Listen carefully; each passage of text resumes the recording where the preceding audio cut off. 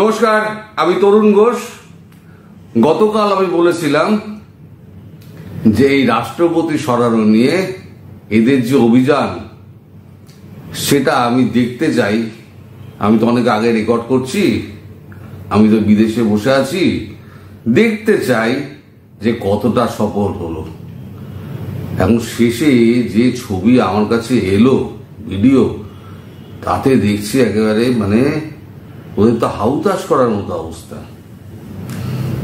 এখন এদের যদি না বুদ্ধি হয়, যদি বোঝে যে মানুষ এদের পাশে নেই, ওই জুলাই আগস্টে শেখ হাসিনার নামে ভুল বুঝিয়ে মানুষকে যে জড়ো করেছিল, মানুষ তো এখন বুঝে গিয়েছে যে এগুলো একেবারে চোর চিটিং বাজ, একেবারে 420 দেশকে লুটে পুটে খাচ্ছে। এদের এক একজন তো বিত্তশালী হয়ে গিয়েছে, দেশকে একবারে লুটছে। মাথায় বসে আছে মহাজন, আর সব তরার লোকে সব তাকে দেখিয়ে সব একেবারে লুট তরা শুরু করেছে। গুন্ডামি, রাহাজানি, মস্তানি কিছুই বাদ যাচ্ছে না। আগে আমি ভিডিওটা দেখাচ্ছি, দেখুন। শুধু তো ওই 20-30 জন বোধহয় লোক হলো সর্বসাকুল্যে। এখন এই বিদেশ থেকে যারা উস্কানি দিত, তাদের তো মুখে একেবারে জুতো পড়ে গেল। তো এখন এরা শুধু তো নিজেদের মধ্যে ঝাপটাঝাপটি করছে তা নয়, এখন এরা অর্থ নিয়ে, অর্থের ভাগ নিয়ে, তারপরে খাবার নিয়ে এবং মেয়েদের নিয়ে এরা নিজেদের মধ্যে সংঘর্ষে লিপ্ত হয়ে গেছে। একে অপরকে ধাওয়া, পাল্টা ধাওয়া, এই সমস্ত চলেছে। এই ভিডিওটা অনেক লম্বা, আমি কেটে 30 সেকেন্ড মতো আপনাদের দেখাচ্ছি।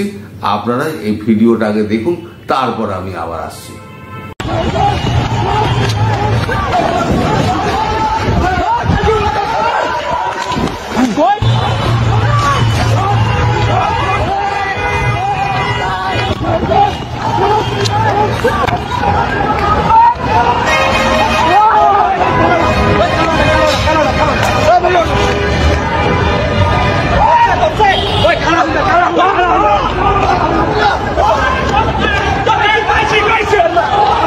দেখলেন এদের অবস্থা।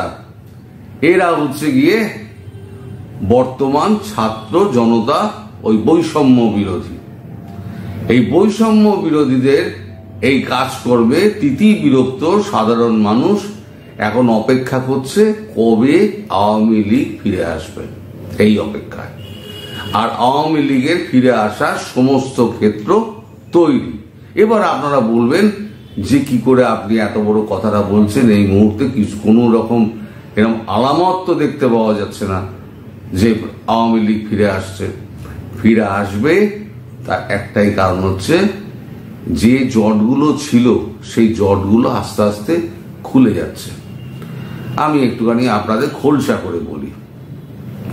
আমেরিকার সঙ্গে ভারতের একটা সম্পর্কের টানাটানি চলছিল। টানাটানিটা কি, সেটা নিয়ে সম্পূর্ণ হচ্ছে আপনার বাংলাদেশ নিয়ে। বাংলাদেশ নিয়ে ট্রাম্পের এই যে ডিগবাজি, সেটা ভারত কোনো মতেই ভালোভাবে নেয়নি। তারপর ভারত কি করলো, ভারত ট্রেড ডিলটা আটকে রেখে দিল, যে কোনো রকম ট্রেড ডিল আমরা আমেরিকার সঙ্গে করবো না। ট্রাম্প অনেক হুমকি টুমকি দিল, 500% ট্যারিফ চাওয়াবো। ভারত বললো যে যা খুশি তাই করুন। WTO-তে আমরা জানিয়ে দেবো মার্কিন মুলুকের সঙ্গে আমরা কোনো ব্যবসাই করবো না, না দেব না নেব, ভারতের কেউ যায় আসে না। এদিকে আমেরিকা পড়েছে মুশকিলে, সবকিছু তো পাবে, স্টিল, কারণ স্টিল তৈরির জন্য স্টিল কারখানার প্রচুর জল লাগে। স্টিল এবং রেয়ার আর্থ মিনারেল, এই দুটো কোথায় পাবে? একমাত্র হচ্ছে চায়না, আর একটা হচ্ছে ভারত।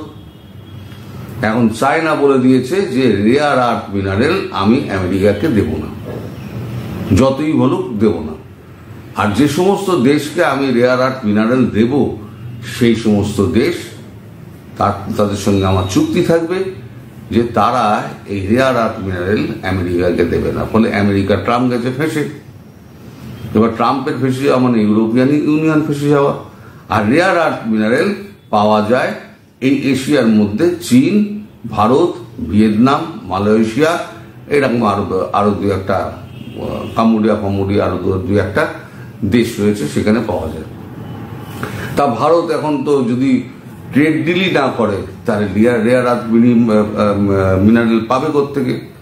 রেয়ার আর্থ মিনারেল হচ্ছে একটি যৌগিক পদার্থ যেটা কয়লার নিচের স্তরে, একেবারে কয়লা শেষ হয়ে গেল, তার নিচের স্তরে আরো 100-150 ফিট করার পর রেয়ার আর্থ মিনারেল পাওয়া যায়। সেটা ভারতবর্ষে আছে। ভারতবর্ষ সেখান থেকে কিছু কিছু নেয়, নিয়ে কাজে নিজেদের লাগায়। রেয়ার আর্থ মিনারেল কিসে লাগে? ওষুধ থেকে শুরু করে, ওষুধ তৈরি থেকে শুরু করে একেবারে satellite, missile, fighter jet, plane, যাত্রীবাহী প্লেন, যাই বলুন না কেন, যে কোনো কম্পিউটার, সমস্ত কিছুতে রেয়ার আর্থ মিনারেল হচ্ছে অবশ্যম্ভাবী একটি যৌগিক পদার্থ। এখন সেটা যদি না পায় তাহলে আমেরিকা চলবেই করে।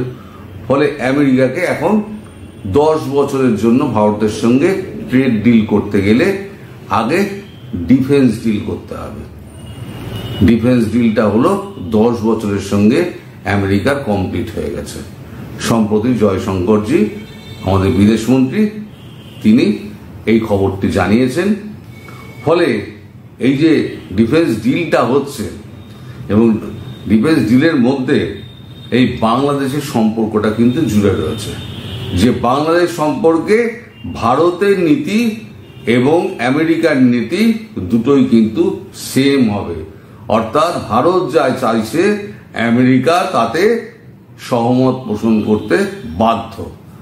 এবার যদি ভারত কোনো রকম অ্যাকশন নেয়, তাহলে এবার ভারতকে অ্যাকশন নিতে হবে বলে মনে হচ্ছে না, যা পরিস্থিতি। যদি অ্যাকশন নেয় তাহলে পরে মার্কিন যুক্তরাষ্ট্র, মার্কিন মূল্য এর মধ্যে গিয়ে এসে জড়াবে না, সেরকম একটা ডিল তৈরি হয়ে গেছে। একদম সাফ সাফ শুনে রাখুন, সে ডিল কমপ্লিট।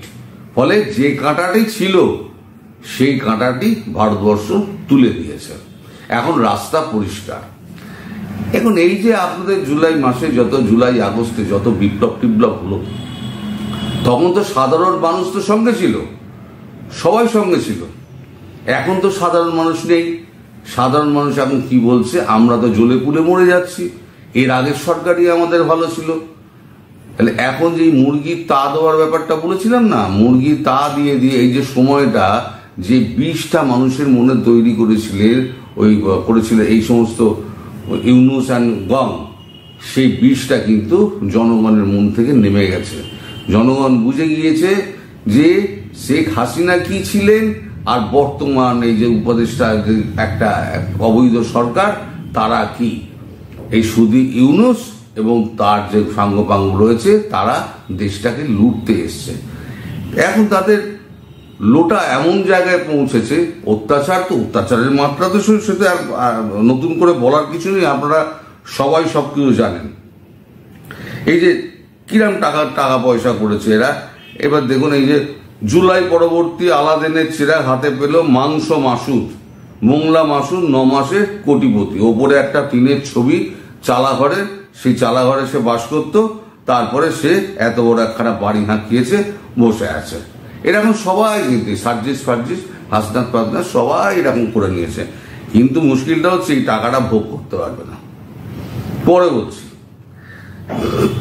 তাহলে কুমিল্লায় এই যে গণপিটুনি, ধর্ষণ, এগুলো কিন্তু বন্ধ হচ্ছে না।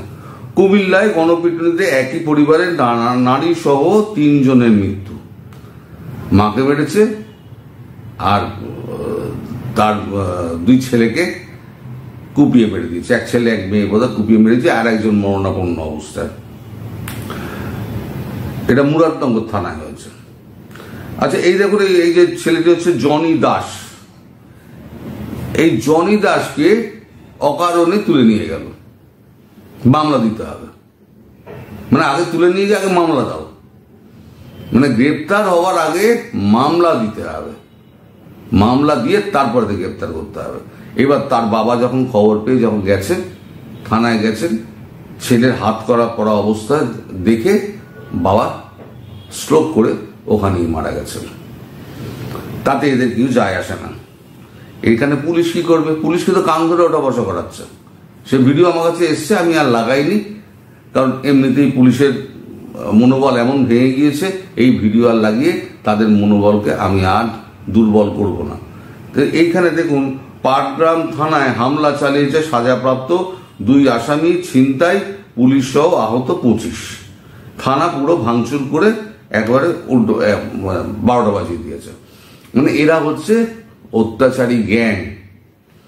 আর ওই আপনাদের মাফলার ম্যান শফিক কি বলছে, এটা মব নয়, এটা মানুষের ক্ষোভের বহিঃপ্রকাশ। আরে ক্ষোভের বহিঃপ্রকাশ কি ওই নারী ধর্ষণ? ক্ষোভের বহিঃপ্রকাশ কি এরকম তুলে নিয়ে গিয়ে মামলা দাও?